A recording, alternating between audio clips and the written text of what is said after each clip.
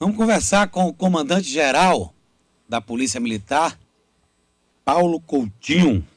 Comandante, bom dia. O senhor também venceu a Covid?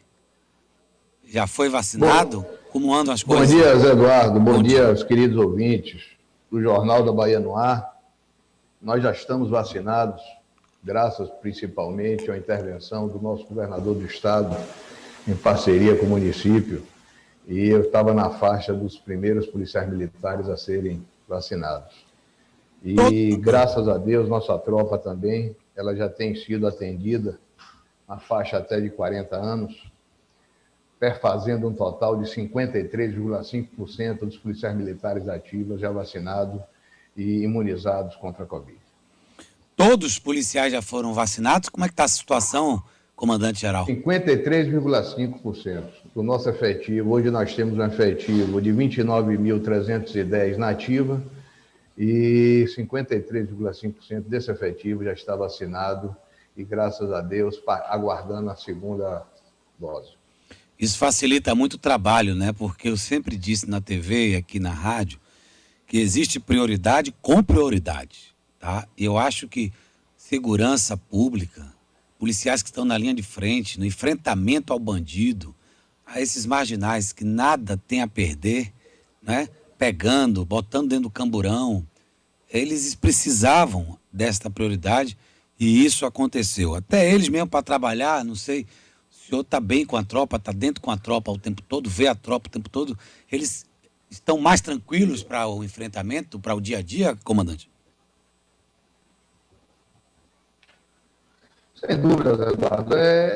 Efetivamente, eu costumo dizer que nós estamos trabalhando em duas frentes, né? Nós temos a grande responsabilidade de proporcionar segurança à nossa sociedade, num momento muito difícil, de problemas socioeconômicos, e que temos que fazer segurança pública. E, além disso, também a questão do autocuidado. Então, a imunização do policial militar, ela colabora de forma importante para que a gente consiga dar continuidade a esse desiderato maior de proteger e servir o cidadão. Vamos falar da criminalidade, do que está acontecendo, comandante-geral Paulo Coutinho. Assalto a ônibus, índice de homicídios. O que é que vocês, da Secretaria de Segurança Pública, do Alto Comando da Polícia Militar, estão fazendo para combater essa violência? Zé, o trabalho de segurança pública ele é contínuo e ele é cíclico, né? Nós temos feito um trabalho permanente com relação à questão de inteligência policial, aumentando o nível de ostensividade e com a repressão qualificada nos determinados segmentos. O que eu gostaria de dizer, sobretudo, é a questão de notícia positiva. Nós temos hoje uma redução de 41% com relação a assalto a ônibus. Então, nós temos hoje 1.800 veículos rodando na capital, 404 linhas. Então, uma população de 3 milhões de habitantes, com uma redução de 41%. Mas ainda observamos algumas notícias com relação a 1 ou 2 assaltos. O ideal seria que não tivéssemos nenhum. Mas isso tem que ficar bem claro, que existe uma redução com relação ao mesmo período do ano passado. Com relação ao homicídio, por incrível que pareça também, nós temos uma redução hoje de próximo a 2%, mas sim com relação ao ano passado. E estamos vivendo em uma sociedade onde não é privilégio da capital nem do nosso estado, onde as ações têm sido cada vez mais violentas. A Polícia Militar, ela entra no processo como órgão do sistema de segurança pública e tem dado o seu aporte no que for possível para prevenir essa situação. Agora, comandante Paulo Coutinho, o senhor acha que com essa pandemia, né, essa situação piorou ainda mais? Eu não tenho dúvida, Zé. Efetivamente, principalmente a questão das dificuldades de ordem social, isso avilta muito a questão do crime, né? E inclusive, pessoas... Eu costumo dizer, a semana passada eu fui entrevistado, e uma das coisas que me chamou muita atenção é a questão do crime famélico. Nós estamos nos deparando com situações dessa natureza, hoje, durante a pandemia. O povo, em alguns segmentos, está passando fome. E isso desemboca na segurança pública. Infelizmente, é uma grande realidade e tem que ser abordada. E nós temos que, cada vez mais, a Polícia Militar tem feito isso, ações sociais no sentido de mitigar esse problema em determinados segmentos, na capital e no interior. Nós temos, inclusive, assistido pessoas com relação a isso.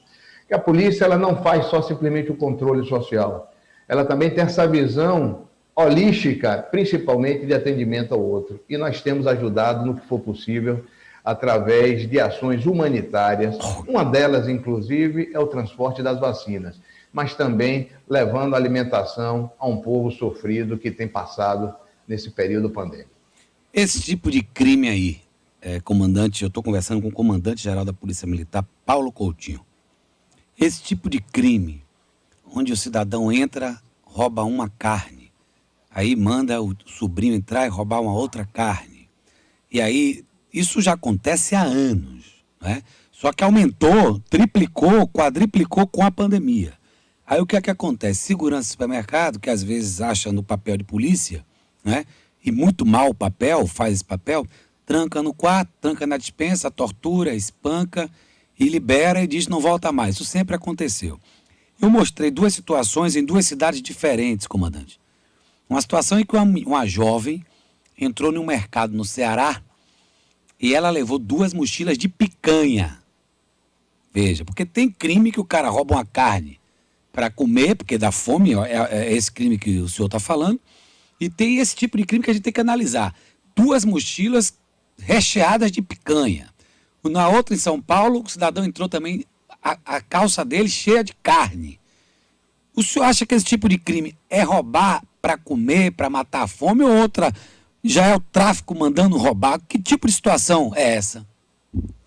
Crimes é crime sempre, né? Na verdade, nós temos que encará-lo como um desvio de conduta e conduzir da melhor forma possível. Agora, o mais importante disso, eu entendo na condição de comandante da instituição, é que no Estado Democrático de Direito, a condução desse processo tem que ser levar uma delegacia para esclarecimentos perante a autoridade policial. O que não pode e não fazer qualquer tipo de pré-julgamento e muito menos tomar qualquer atitude que fuja a essa situação que nós vivemos em uma democracia. E é isso que nós temos que ter. Agora, sem dúvida, é um desvio que tem que ser corrigido, porque nós vivemos em sociedade e temos que, sobretudo, respeitar o direito à propriedade do outro e não pode ser, em nenhum momento, alcançado dessa forma ou levado por alguém ao seu alvidrio. Pois é, comandante, já que tocou nesse assunto, vamos falar da história do atacarejo, que está aí. Isso virou uma repercussão nacional, tomando uma proporção monstruosa. E o trabalho da polícia, nesse sentido, foi infalível. Tá? Desde o levantamento da inteligência da civil, da operação militar, com a busca dos acusados. Qual a sua impressão, comandante? Eu sei que o senhor está dentro desse assunto. É o plano estratégico, porque a imagem ficou terrível e triste. E precisa limpar essa imagem e prender os acusados, né? Como é que o senhor está analisando essa situação do crime no atacarejo? Tio e sobrinho. Eu fico feliz pela sua avaliação na condição de jornalista, viu, Zé Eduardo? Porque o sistema de segurança pública ele foi mobilizado por determinação do excelentíssimo senhor secretário, no sentido de clarear de imediato aquela ocorrência nefasta que foge a todos os ditames atuais com relação à questão de, sobretudo, respeito ao outro. Então, efetivamente, foi um fato que, pelo que tem sido esclarecido até o momento, é extremamente abominável e que nós, como sociedade, temos que rechaçar. E a polícia, tanto a militar como a civil, fez o seu papel. A polícia militar dando suporte à polícia civil no sentido do processo investigativo e, principalmente, indo também ao Complexo Nordeste de Amaralina para que fosse efetuada a prisão das pessoas envolvidas. Até ontem ainda demos uma entrevista coletiva onde eu participei. Estavam presos 7 dos 8 acusados, no sentido de que essas coisas sejam esclarecidas e à disposição da Justiça, para que fique de forma clara para a sociedade que nós não toleraremos isso aqui no estado da Bahia. Ações dessa natureza, onde se deixe de lado a força pública, que é responsável por qualquer atitude nesse sentido, e que passe para qualquer outro responsável para adotar determinados procedimentos que, como eu disse anteriormente, devem ser rechaçados por uma sociedade democrática. Comandante, em relação a esse crime, aí eu vou levar um pouco mais adiante visando o Rio de Janeiro. Obviamente que eu não sei se aqui, pelo menos não tenho conhecimento, o senhor pode falar com mais propriedade do que qualquer um de nós. E a relação do mercado com tráfico e com acordos, não é? Vocês não entram no mercado para abusar, para assaltar, vocês protegem o mercado, segurança está aqui também para conter, e quem entrar aqui e cometer algum tipo de crime será punido. Em troca, estou falando no Rio de Janeiro, em troca vocês serão beneficiados com cesta básica e tal. O senhor acha que esse tipo de acordo pode estar chegando aqui, comando? Eu quero ter a certeza de lhe dizer que não, viu, Zé? Porque eu acho que a sociedade baiana ela não está aberta a esse tipo de relação. Infelizmente, como você disse com exemplo, faz parte de uma outra relação em outro estado da federação, mas aqui nós temos polícia, nós temos um sistema de segurança pública forte, nós temos, sobretudo, profissionais devotados e abnegados que estão dispostos a fazer frente a qualquer intenção ou comportamento dessa natureza. É o que eu posso lhe garantir de imediato.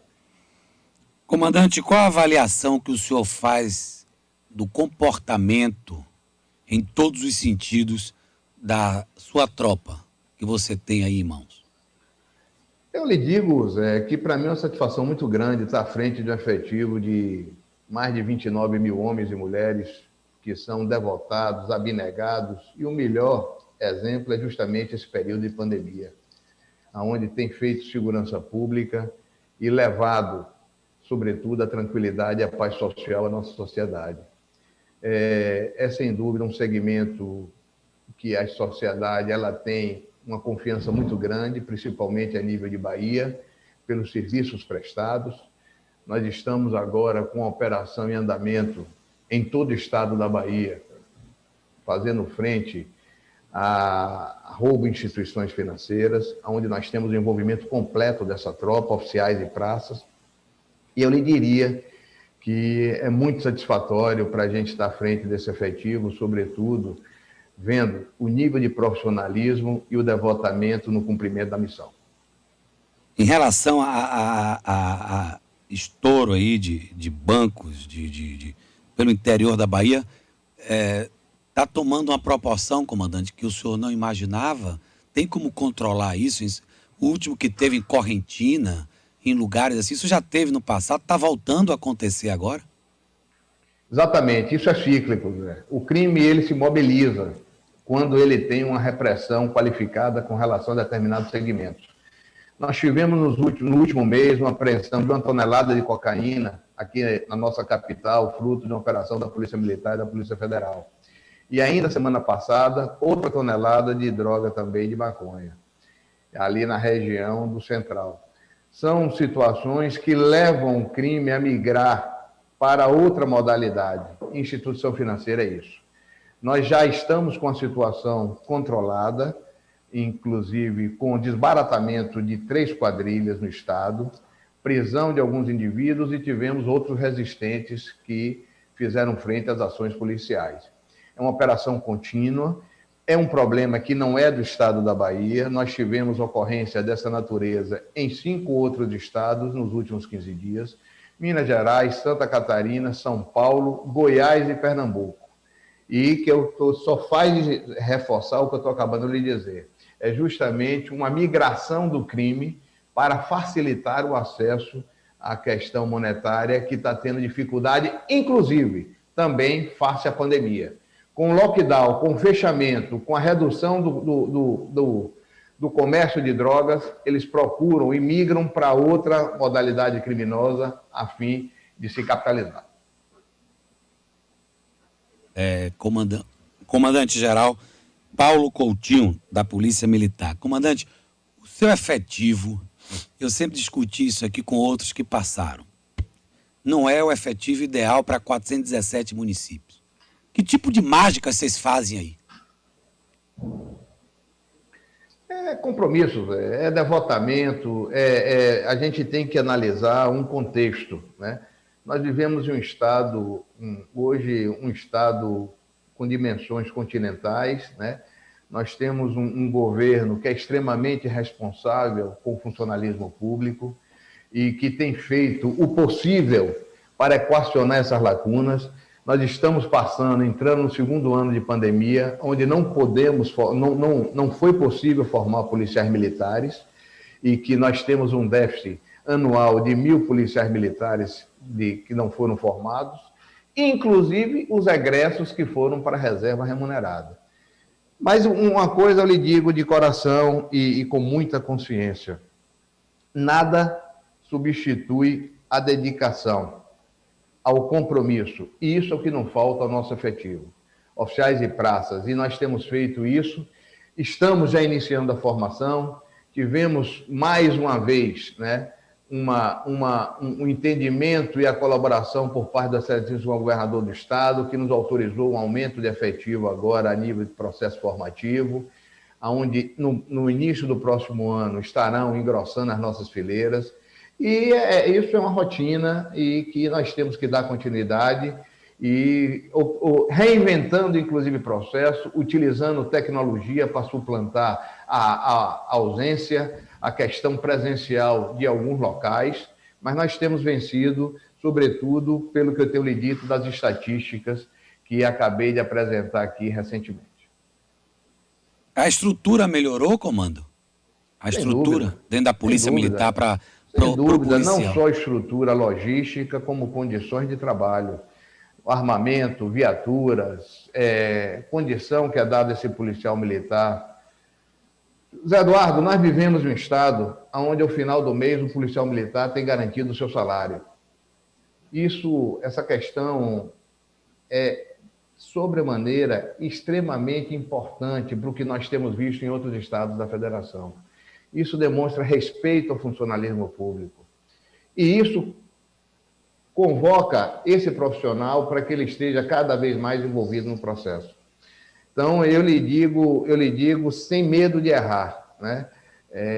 Todas as condições, elas melhoraram, desde a condição do trabalho do dia a dia até o armamento que o policial militar tem para fazer frente à criminalidade que tem sido crescente nos últimos anos.